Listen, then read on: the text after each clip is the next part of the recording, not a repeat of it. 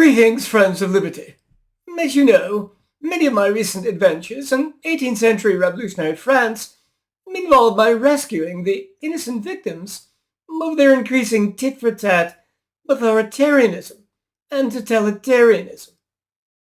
But I must say that after traveling in Doctor Who's TARDIS to your 21st century, that you too are facing your own authoritarian and even potentially revolutionary tendencies as your presidents, such as President Biden, in unconstitutionally revoking student loan debt and extending eviction moratoriums in 2021, and President Trump in attempting to this very day to deny the rightful winner of the 2020 election his term in office.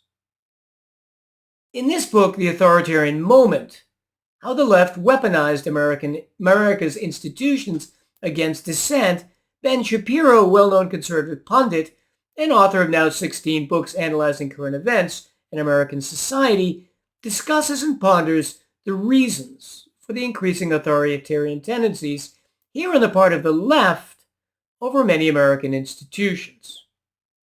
Ben, whose wife is a doctor, warms to his subject by recounting the extraordinary historical rise of America, nourished by its belief in freedom in combination with the superb political institutions derived from its peerless Constitution.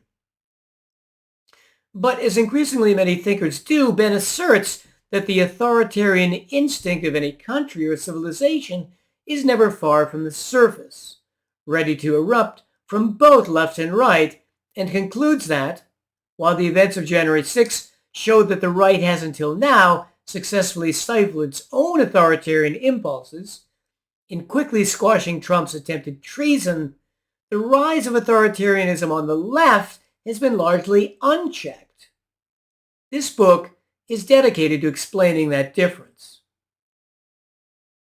Ben begins to assemble the intellectual toolkit he'll use to analyze the growth of political correctness and the authoritarian moment, in so doing introducing the concept of renormalization.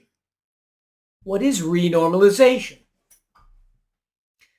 Imagine a family, and here I'll use the concept of veganism instead of organic foods, as Ben and author Nassim Taleb do.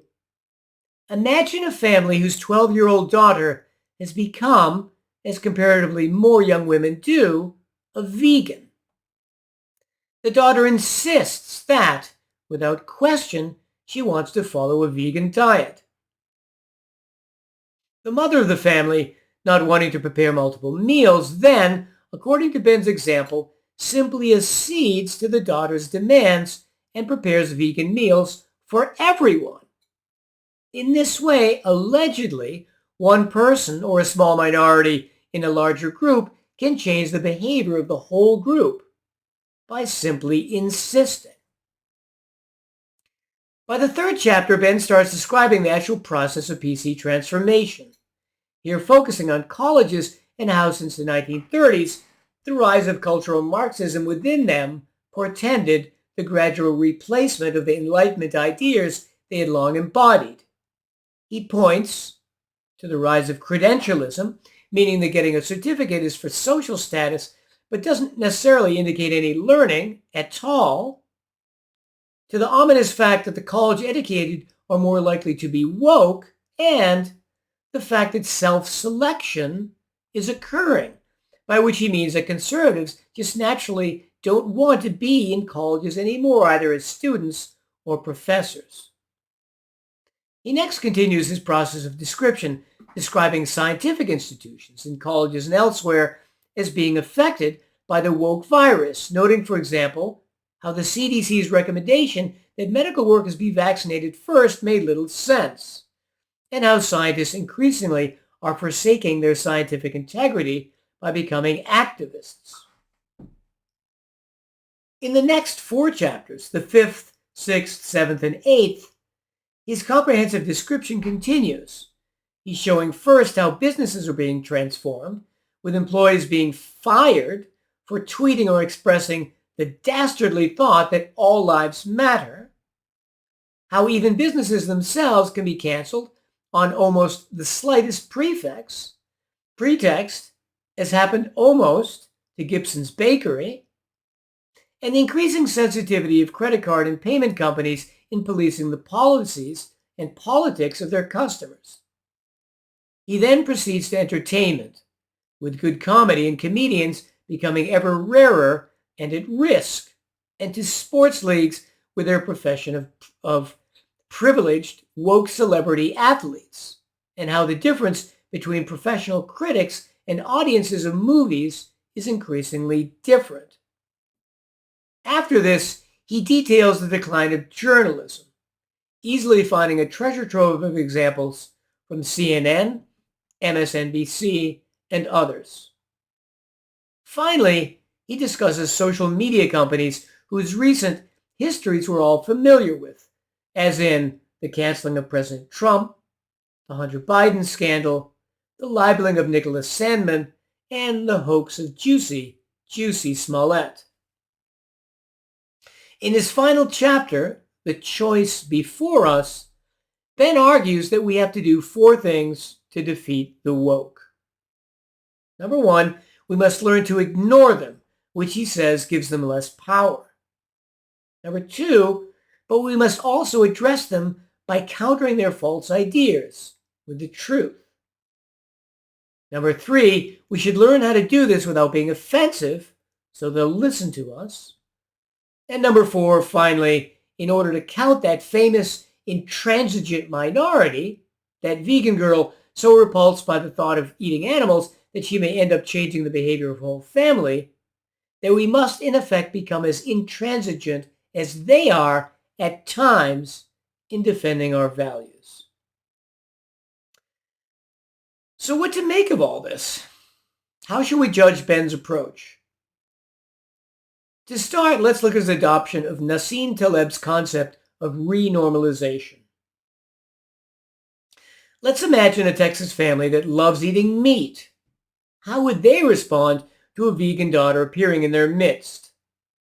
The mother might say something like, "Honey, I recognize how you feel and that it's important to you, but the rest of us love eating meat and we're not about to change our diet because of your beliefs.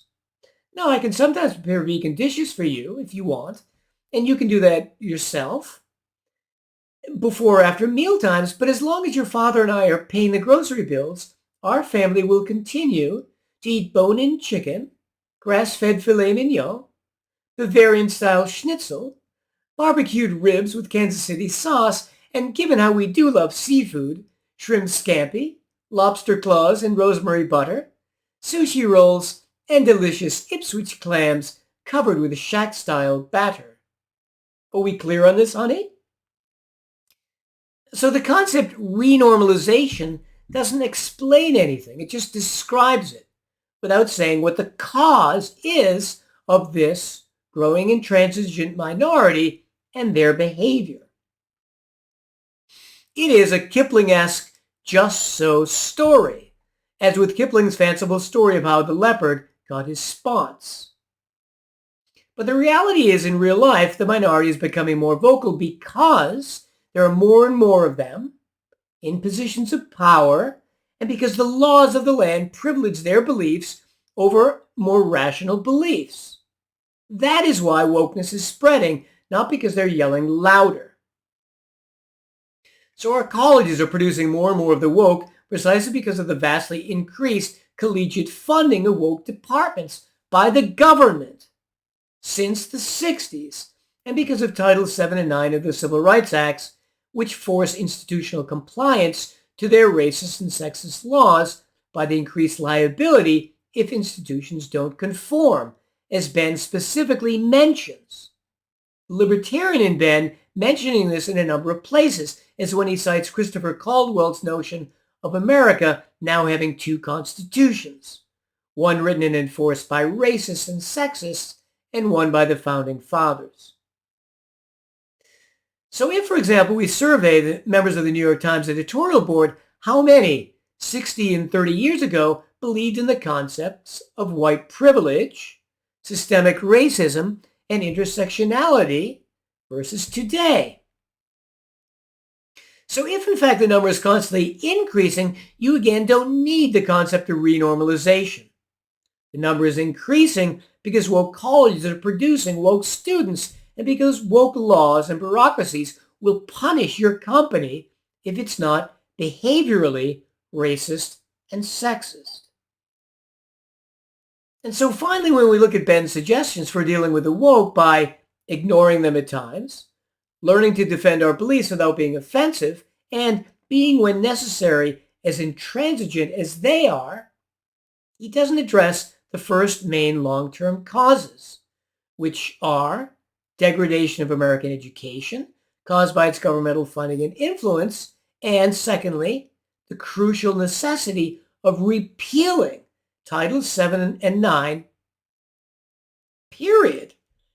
But because of the fact that Ben, the quasi-libertarian, does at least mention bad civil rights laws, and because this book so thoroughly reviews, illustrates, and describes these increasingly authoritarian tendencies, I would give it a B+.